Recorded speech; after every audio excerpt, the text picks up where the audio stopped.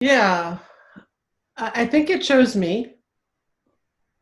When I think about my history, the first sculpture I did was in a college art class where he introduced us to everything: printmaking, drawing, painting. And I love doing all of it.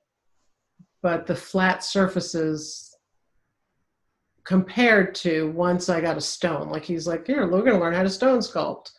And so I got some chisels and a stone. And there was something for me that I could not pull myself away from what feels like magic to take a rock and keep looking at it from all sides to see where the light goes and what the texture is going to do. And for me, it's such a curiosity. Like a painting, I love painting now, but it's like this, I'm going to put this on to create this color, to create this texture, to create this perspective, to create a certain specific thing. Whereas to me, working with stone was like discovering and discovering and discovering and discovering. It's like, oh, the stone will do this. Oh, it won't do this. Oh, it cracks here. And it was more challenging. But the other thing about it is I'm very physical. I love to touch. It's this is almost embarrassing. I'm very sensual. I love touch. I love sensations. I was a massage therapist. I was a hairdresser, anything with texture. And so working in stone just feeds that. It feeds this part of me that loves to take something hard and make it very soft.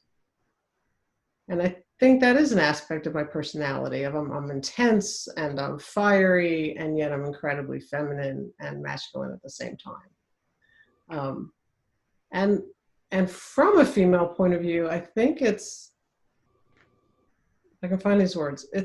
It's challenging to be that kind of female in the world.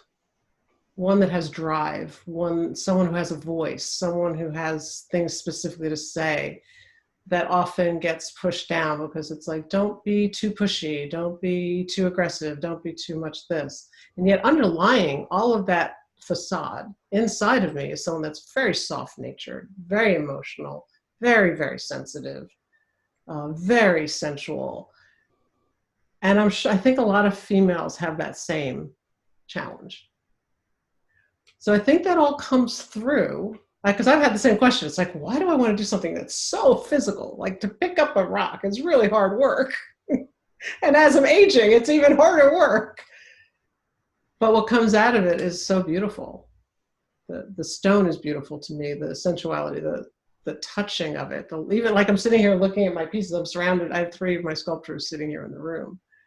And they're just beautiful. They're lovely, the way the light hits them, and they look like skin. And I think that's the other thing is I love physical form. I love the body. I love the human body. I love the way the body moves. I love the way it looks. I said so, and so I think some of my pieces just have that same, like it looks like a leg, an arm, a body, a hip, even though it's not of anything. So I'm kind of answering as you ask the question. It's like discovering it for myself, but and the other thing I will say is I know one of the best carvers I know is a woman who's tiny. She's 5 feet tall, and she taught me about using energy to create through stone. And so while it does seem like it's a forceful art, you're actually, if you can get into a rhythm of working with energy, it isn't, and it's still very physical, but you're actually starting to work in partnership with the dynamics of science, momentum.